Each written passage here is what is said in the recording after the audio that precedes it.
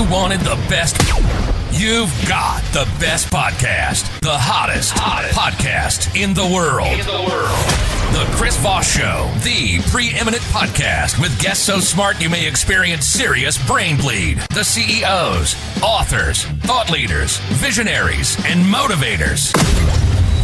Get ready. Strap yourself in. Keep your hands, arms, and legs inside the vehicle at all times, because you're about to go on a monster education roller coaster with your brain. Now, here's your host, Chris Voss. I'm Moses Voss here from thechrisvossshow.com. Ladies, when the Iron Lady sings that makes it official, welcome to over almost 17 years and 2,400 episodes of the Chris Voss Show, bringing you all the most brightest minds, the coolest people, the wonderful stories, the things you can learn from them.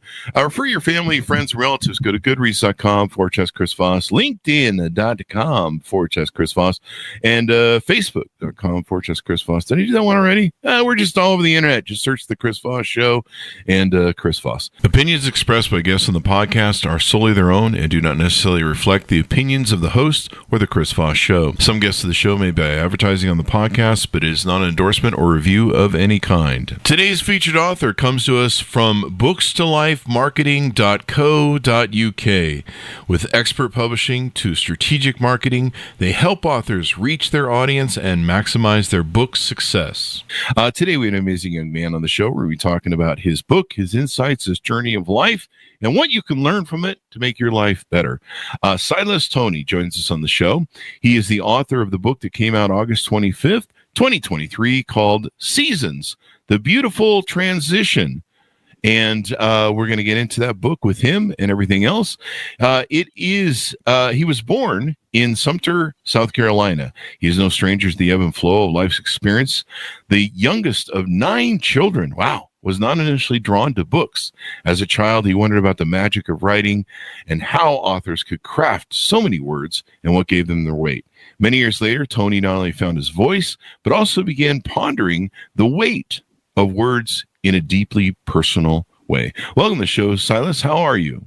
I'm doing great, Chris. Thank you so much for having me on the show.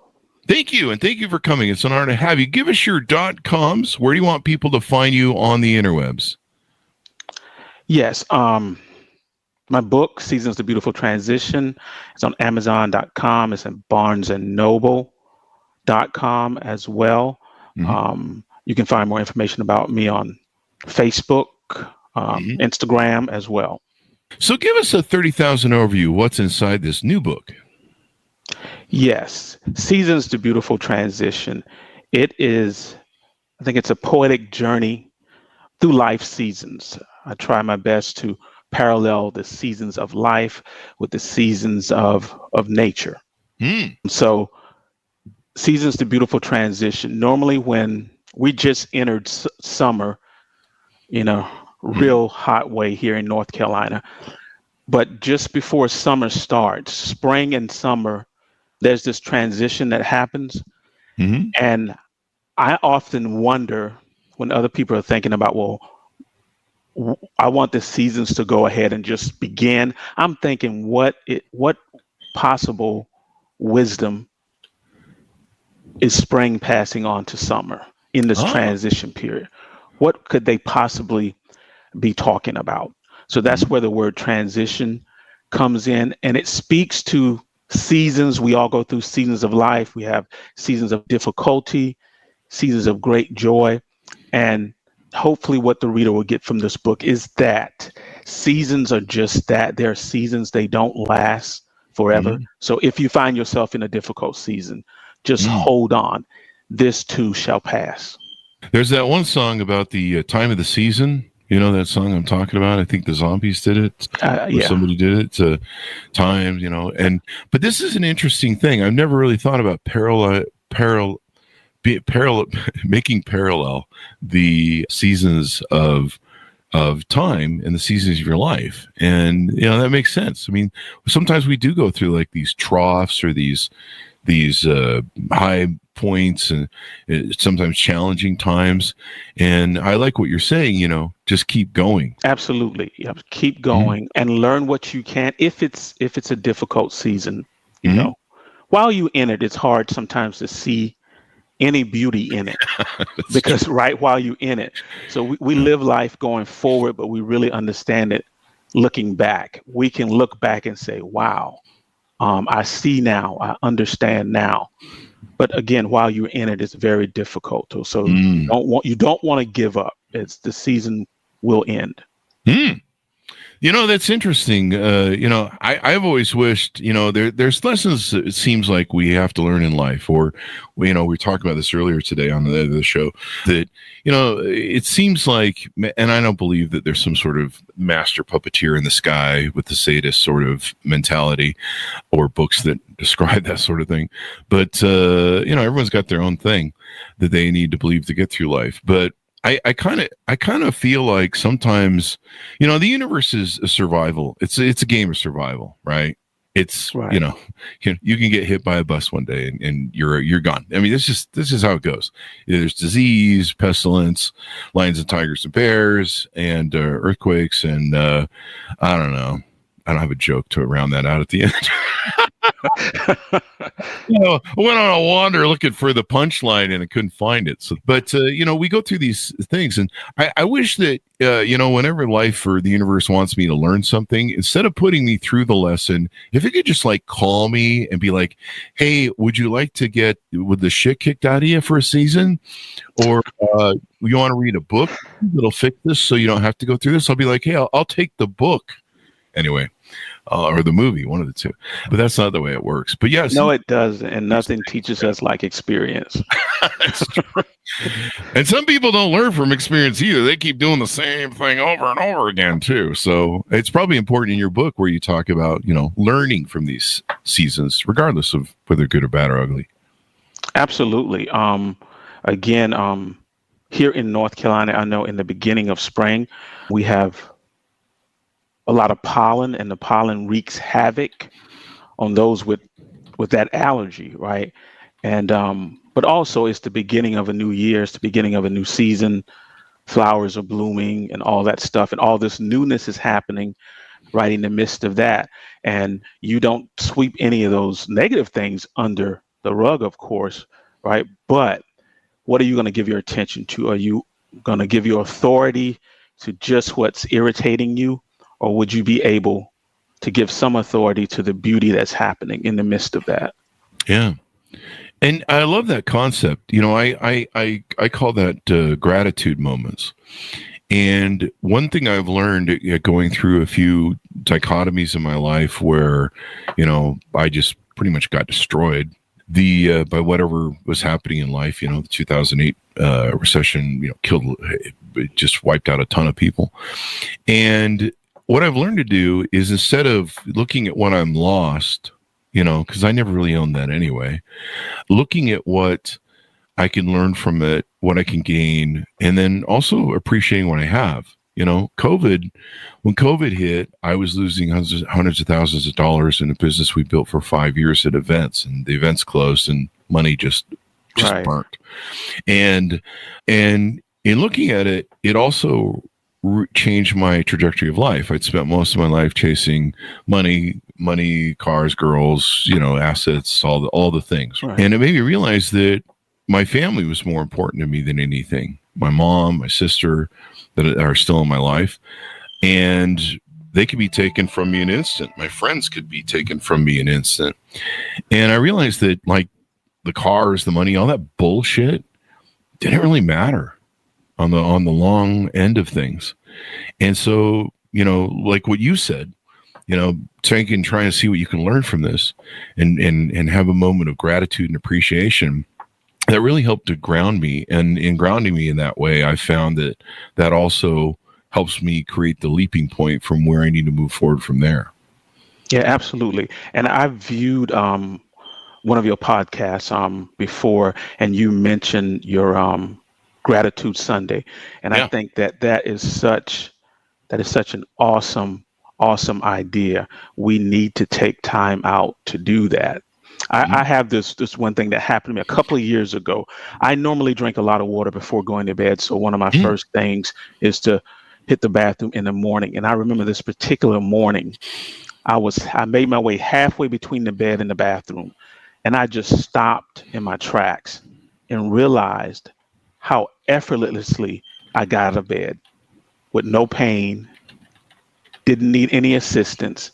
And right there in between the bed and the bathroom, I just began to thanks, to give gratitude for all those things, for mobility, for dexterity, for all of those things that because they're so common that we take them for granted. But there are a lot of people who need assistance to get out of bed. And it was just a moment for me to show some gratitude. So those times are very, very important. Yeah. They help ground you. So what are some aspects or techniques or lessons that you talk about in the book that maybe we can tease out to people to pick it up? Absolutely. I'm going to go back on talking about the difficult times that we have. And sometimes life can really give us a good uppercut, unexpected. Felt those uppercut, and I get the body blows. Yes, and in that moment, it seems like that's all your life is about. Like that's the sum of who you are. And I relate it to a sentence. If you've ever had to write anything, for school or for work, some sentences are so difficult to form. And sometimes we get to points in life where it's just very difficult and it seems like that's all there is, but really it's just a sentence in the story of your life. It's not your entire book. It's not your entire book. And some of them, they're laborious. They're hard to make sense of. There's no rhyme or reason, no subject verb agreement at all. It's just difficulty. But again, if we hold on, we will be able to look back and realize that was just a sentence in the story of my life. It is not my entire book. I like that concept, the story of your life, your book, or maybe your movie. I remember decades ago, I met this gal, and she came to one of my parties at my house, and I ended up taking her home and dropping her off because she was she had too much booze. And I remember as I was pulling up to drop her off to her house, she said, "Well, it's been fun to meet you, and you've been an actor in my film of my life, the movie of my life," or something to that effect. And I was like, "Really? What is that about?" And she goes, "My life is a movie. It's flowing, and there are people who come in and out and play parts and scenes, and you played a part today." And I was just kind of like, that's an interesting perspective way of looking at life. And I really thought of it as a book, like you say, or a movie. Right. Up until then, I was kind of like, it's just life, just doing shit. But I never thought of like, this is kind of a documentary, and maybe, I don't know, but it's a people come in and out of your life. You have these experiences, and like we always say on the show, stories are the lessons of life. The stories are the owner's manuals to life. I mean, we all have some good stories and we all have some bad stories. Right. And, a lot of times if you learn from those bad stories and made yourself a better person, or, try to avoid them in the future, you wouldn't be the person you are without those bad times and those bad stories, those bad seasons, if I can play on your book there. Absolutely. Those bad seasons, they help shape and make us who we are today, because there's certain things that we're only going to learn in those seasons, in bad times. There's certain things that we're only going to consider when we're dealing with a difficult time. On the mountaintop, you're not going to learn it. It'll only be in the valley, those things. Unfortunately, it'll only be in the valley that we learn certain lessons, and we really begin to value life. We really begin, not just our life, others' lives. We really begin to see the importance of family, spending time with family, friends, and all that thing, and doing good. There's nothing that teaches us that better, again, unfortunately, than those bad times. I like again. Like I say, I would appreciate it if they could just call me and let me Of know. course. Hey, would you like to go through some bad things, or you can take this course and you won't go through bad things? Which sounds better to you? And I'll be like, I'll take the course, sir. Yes. Wouldn't that be great, huh? Let me do that Not one. go. I got enough problems as it is. And but no, I guess you're right. It's the adventure of what we learn. So tell us what motivated you want to write this book? I think just the beauty and joy of nature itself. Like I say, I've always been interested in that transition period specifically between winter and spring. There's something that happens. If there's this play, there's this dance between them, what I call it, when the proud winter is not ready to leave, but the highly anticipated spring is ready to come. You get a warm day in February and trees begin to bud, and then you get a cold snap, and then they die, and it's this dance that happens. And I just was very observant of that. And I wondered what was going on, like what wisdom was winter trying to pass on the spring. And may I read from my book? Because I think Please. that would, Sure. yes, I will read that part, and that will definitely help, I believe. Yes.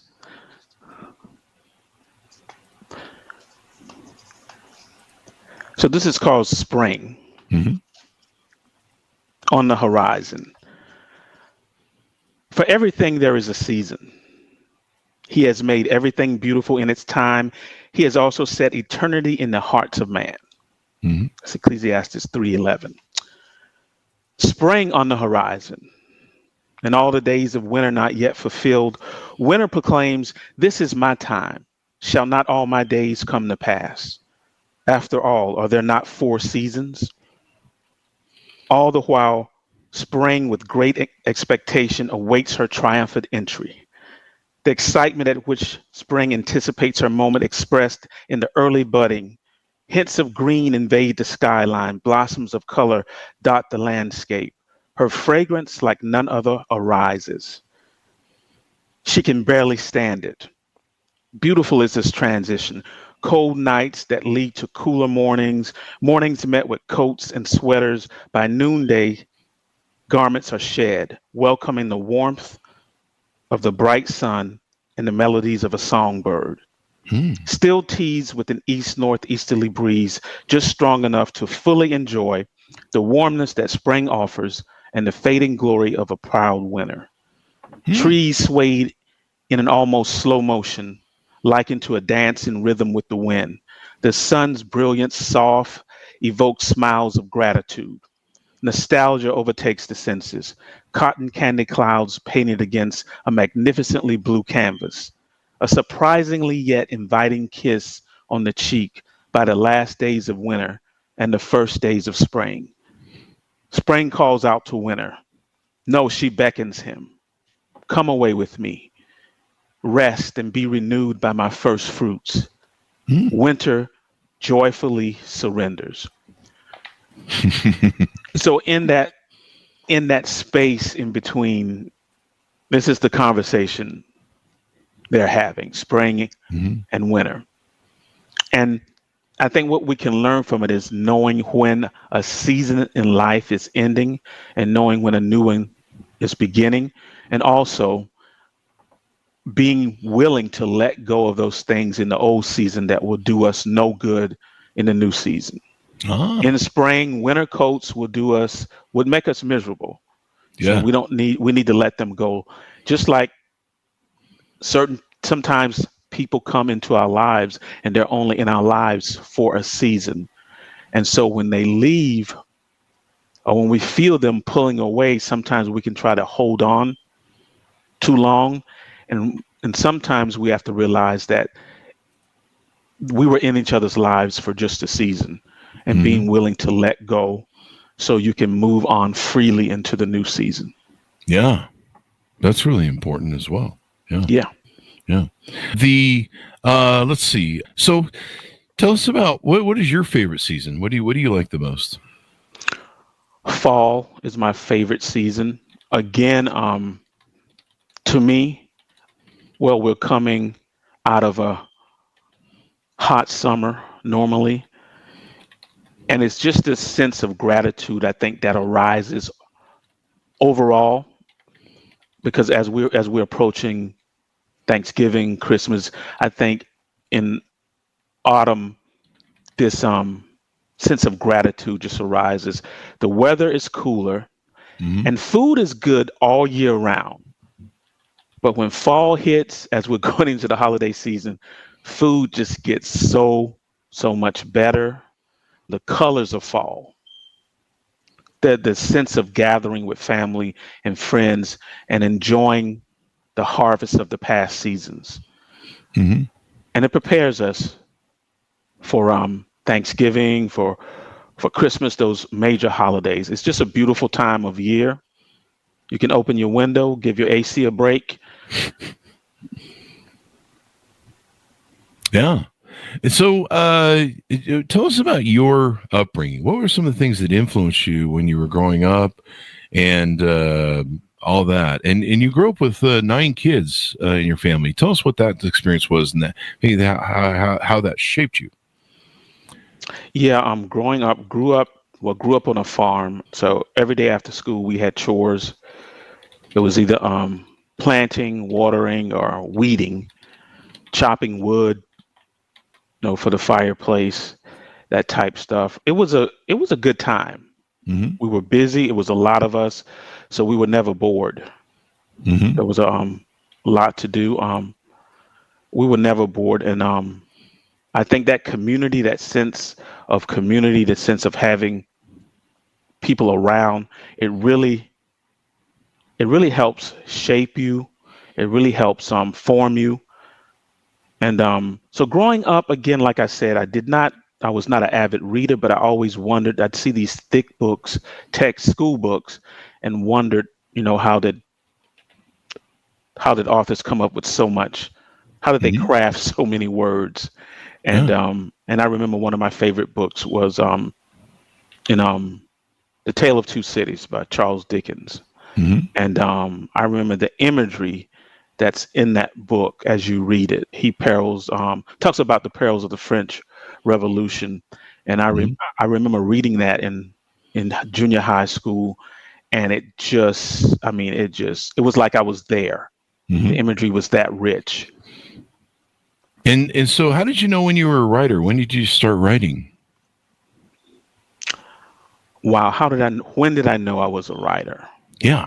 Or when did you start writing? Some people, they kind of muck about, they write poems, they kind of play with it, and then finally it kind of cements one day, and they start writing prose and writing books.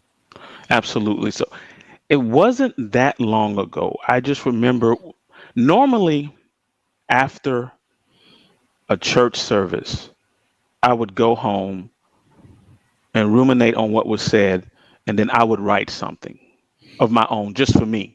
Mm-hmm. And I believe so. Poetry, poems, I think started for me like in 2014. Mm-hmm. I remember writing what I would consider my first poem. Hmm. And it's called How He's God, That's How. Again, it was after listening to something. Mm-hmm. And but performing and going to open mics, I didn't start that until 2022, actually. Hmm. Didn't start that to 2022. I wrote the book. Initially, it was released in 2021. I did a redo in 2023. Mm-hmm. But I'm writing. It's just a beautiful way to. I have a friend here in Fayetteville, North Carolina. He's a poet himself. His name is Neil Ray, and he always says the pen. Well, the paper will always have time for you. Your pen and paper will always listen to you. It'll never tell you to be quiet. And so when you need to express yourself, writing is one of those ways you can do that. Oh, and it's such a great way to put down your thoughts to paper, to try and figure things out. It's great for journaling and all that good stuff. There's a lot of great stuff that can go into it. Yeah. And so this is your first book. Is that correct? Yes. Is there anything, you have a future one you're planning on maybe? Yeah, there is a future one. There is a future book that's coming. Yes. Cool. Do you want to tease it out a little bit, or want to keep it a secret so we don't let anybody copy what you're doing? Got to be careful out there. Yeah, you do. You do. Yeah, I'll give the title. The title is called Perspective, the Weight of a Word. Mm-hmm. So perspective is really important. It is. And we have to understand the weight of the words we use as well. Mm-hmm. So perspective, the weight of a word. The weight of the word and the power of words. Yeah, the weight of them. So I like that. That's great. As we talk about these things, let's see here. What do you want people to walk away with after they read your book? Yes. So for first, the book is for everyone. It's for a CEO that's going through a season and not seeing the profits they want. It's for a teenager in high school, maybe struggling in a certain subject. So it's for anyone. And what I want the readers to get is that the season that they're currently in, mm-hmm. it won't last forever. It won't last forever. It's learn what you can in the seasons of life. Just know that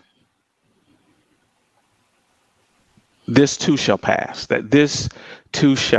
Just be strong, continue to move forward, and just understand that those lessons that you learn in this season, you will be able to help someone else going through that same season, because you're going through the difficulty not just for yourself, you're going through it because you're going to be able to help someone else through that same seasons.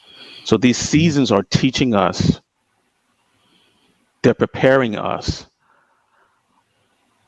to be mentors, they're preparing us to come alongside each other and just really be a cheerleader for people when they're going through difficult times. So I'm just hoping that people see the hope in seasons and that they'll be able to see the beauty in every season that they're in, because there is beauty in every season. And the hope is that they'll be able to see that beauty, lock onto that, and that's what will carry them through the next season. Look at the beauty, find the beauty.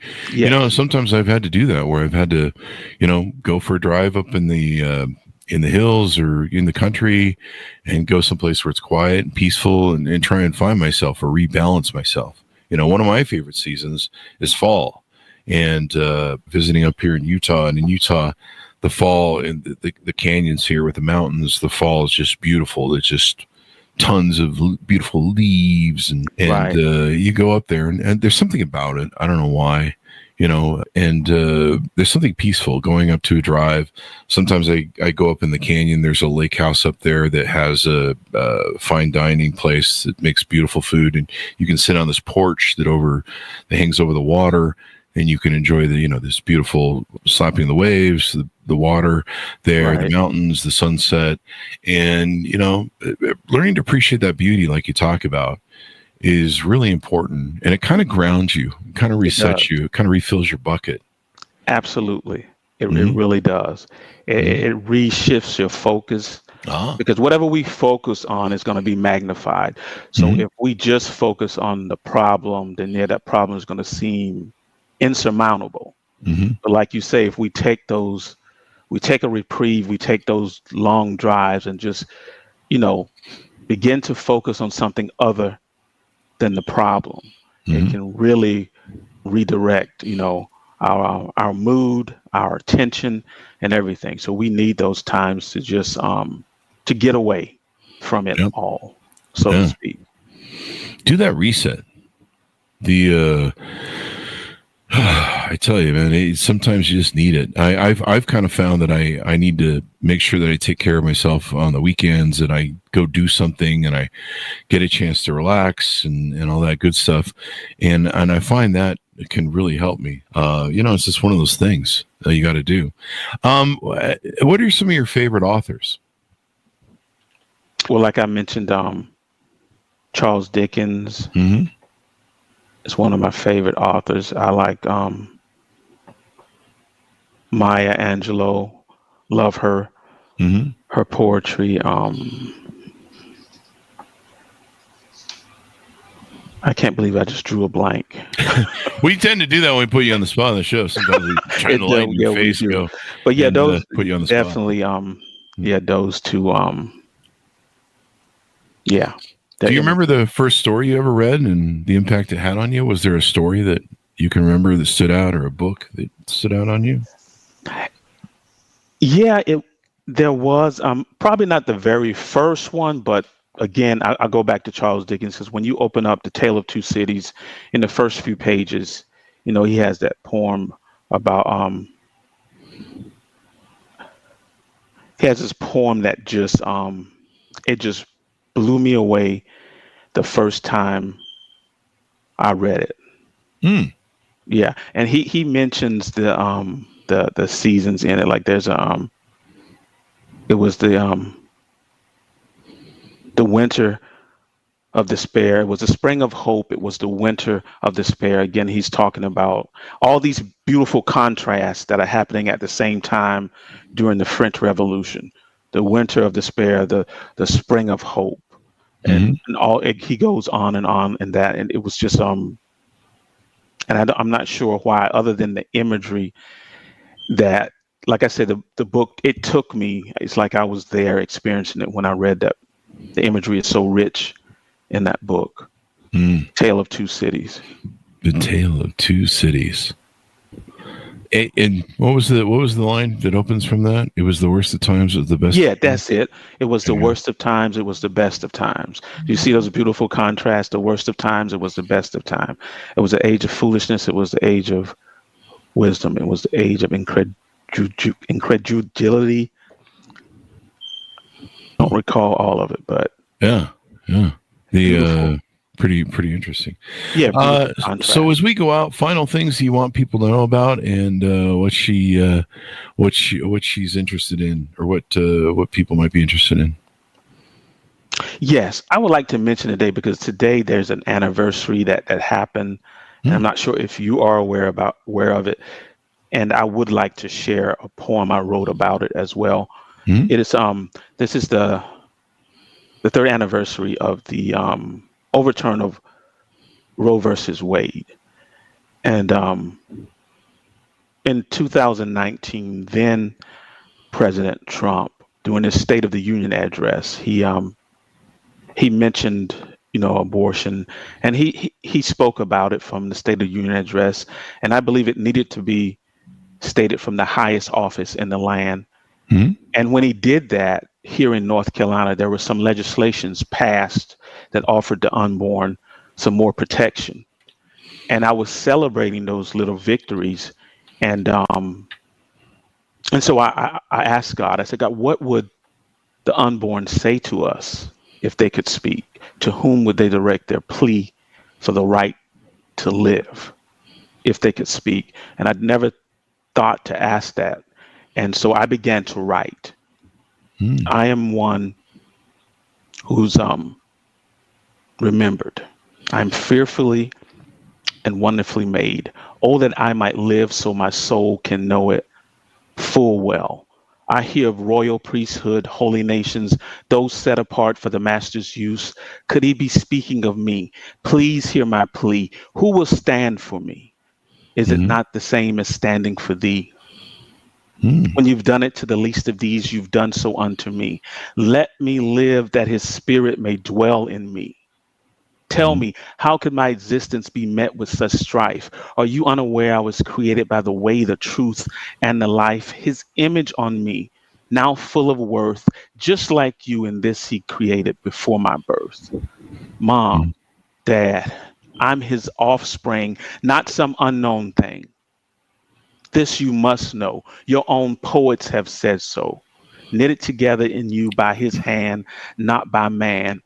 Mom, Dad, church, You've been lied to. This is not the way. Call on him, I pray. He's known for making a way out of no way. And church, my Savior, I long to know. I fear without your help, I'll cease to grow. Will you fight for me that I too may proclaim the awesomeness of his name? I am the plea of the unborn. Yeah. Thank you for sharing that. Yes. So as we go out, give people .coms, social media. Where can people find you on the interwebs? Absolutely. Seasons, The Beautiful Transition, Amazon.com, BarnesandNoble.com.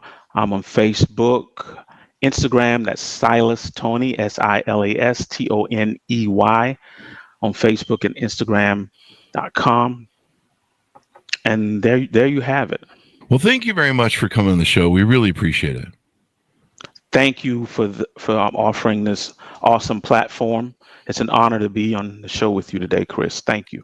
And it's an honor to have you as well. It's given me some perspective on how I should think about seasons now, and maybe I should have some more gratitude and grounding, and I'm probably going to enjoy, well, we're probably a ways from fall, right? It's probably about 3 or 4 months to fall. Yeah. But maybe I'll enjoy summer, that's for sure. I always enjoy summer. Yeah. Summer is my favorite season. I wish it could be that way. Living in Vegas is that way year round, technically. So anyway, thank you very much, Silas. Order up his book, folks, wherever fine books are sold. It is entitled Seasons, The Beautiful Transition, out August 25th. 2023. Thanks so much for tuning in. Go to goodreads.com/Chris Voss, LinkedIn.com/Chris Voss. Chris Voss won the TikTokity and all those crazy places on the internet. And I think we had some people come in. Maybe TJ Toney? Yeah, that's my son. That's really, he says, I love you, Dad. Love this man of God. Love you too, son. And great interview. Thank you very much, folks. We really appreciate it. To my audience, go to goodreads.com/Chris Voss, LinkedIn.com/Chris Voss. Be good to each other. Stay safe. We'll see you guys next time. Well,